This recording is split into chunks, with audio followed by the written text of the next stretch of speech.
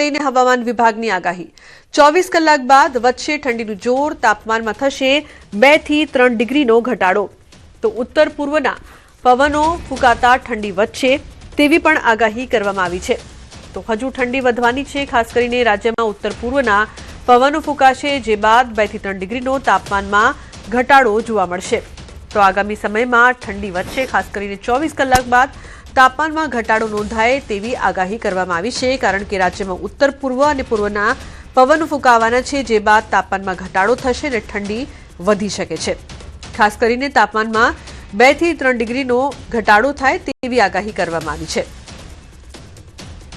તો રાજ્યમાં હવે ઠંડીનું જોર વધી શકે છે, જે પ્રકારથી હવામાન ખાતાની આગાહી કરવામાં આવી છે। ઉલ્લેખનીય છે કે જે પ્રકારથી ઠંડીને લઈને આગાહી કરવામાં આવી છે, ખાસ કરીને 24 કલાક બાદ હજુ પણ જે પ્રકારની ઠંડી પડવી જોઈએ તે પડી ન હતી, પરંતુ હવે ઠંડીનું જોર વધશે। ખાસ કરીને 24 કલાક બાદ ઠંડીનું જોર વધશે। સંવાદદાતા વિભુ લાઈવ જોડાયા છે વધુ માહિતી આપવા માટે, તેમની પાસેથી વધુ માહિતી લઈએ। વિભુ, હવે 24 કલાક બાદ જે પ્રકારથી ઠંડી વધવાના એંધાણ છે, હવામાન ખાતાની આગાહી છે, શું વધુ માહિતી છે? કયા પ્રકારની હવામાન ખાતાની આગાહી ઠંડીને લઈને?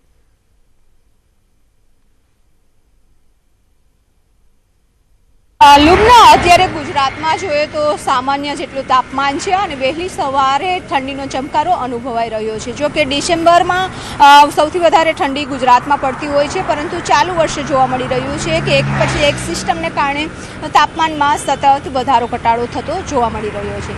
ત્યારે એક વેસ્ટર્ન ડિસ્ટર્બન્સ હતું અને આ વેસ્ટર્ન ડિસ્ટર્બન્સ છે તે પસાર થઈ રહ્યું છે અને 24 કલાકમાં વેસ્ટર્ન ડિસ્ટર્બન્સ પસાર થઈ જશે અને ત્યારબાદ હવામાન વિભાગનું અનુમાન છે કે 2 થી 3 ડિગ્રી ફરી એક વખત તાપમાન ઘટી જશે અને તાપમાન ઘટશે એટલે ઠંડીનો અહેસાસ થશે। સાથે જ ઉત્તર પૂર્વના પવનો ફૂંકાશે, કારણ કે જો ઉત્તર પૂર્વના પવનો ફૂંકાય તો ઠંડીનું પ્રમાણ છે તે વધી જતું હોય છે, કારણ કે હિમાલયમાંથી આવતા ઠંડા પવનો રાજસ્થાનના રણ ઉપર થઈ અને ગુજરાત આવતા હોય છે અને એ પવનને કારણે ઠંડા અને સૂકા પવનોનો અહેસાસ છે તે લોકો કરતા હોય છે અને વહેલી સવારે ઠંડીનો અહેસાસ છે તે થવાનું શરૂ થઈ જશે। એટલે કે હવામાન નિષ્ણાંતોનું પણ અનુમાન છે કે જે ડિસેમ્બરના એન્ડમાં એટલે કે 24 ડિસેમ્બરથી કડકડતી ઠંડીનો અહેસાસ ગુજરાતમાં થશે અને તાપમાન છે તે સામાન્ય કરતાં પણ નીચું જશે। જો કે અત્યારે સામાન્ય કરતાં તાપમાન છે તે ઊંચું છે। અમદાવાદ શહેરની વાત કરીએ તો અમદાવાદ શહેરમાં પણ અત્યારે તાપમાન સામાન્ય છે, એટલે વહેલી સવારે ઠંડી લાગે છે અને બપોર થતાં જ ગરમીનો અહેસાસ થઈ રહ્યો છે।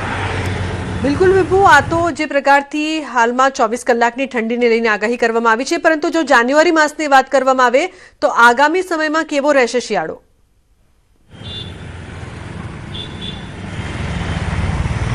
લુબના જો જાન્યુઆરી મહિનાની વાત કરીએ તો ચાલુ વર્ષે અનુમાન છે કે જાન્યુઆરી છે ઠંડો ગાર રહેશે। હવામાન નિષ્ણાંતોનું પણ અનુમાન છે અને હવામાન વિભાગ દ્વારા પણ લોંગ ફોરકાસ્ટ આપવામાં આવ્યું છે। તેમાં કહ્યું છે કે સૌરાષ્ટ્રનો મધ્ય ભાગ અને કચ્છ અને ઉત્તર ગુજરાતનો જે ભાગ છે તેમાં સામાન્ય કરતાં પણ નીચું તાપમાન જતું રહેશે, એટલે કે સ્વાભાવિક છે કે કડકડતી ઠંડીનો લોકો અહેસાસ કરશે।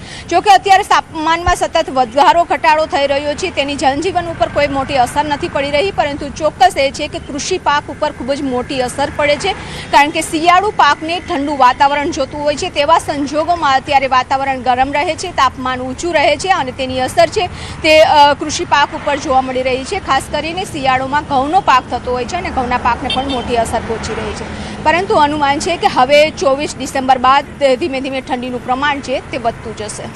બિલકુલ વિભુ, આભાર સમગ્ર માહિતી બદલ। તો આવનારા સમયમાં ઠંડી વધવાની છે, હવામાન ખાતાની આગાહી।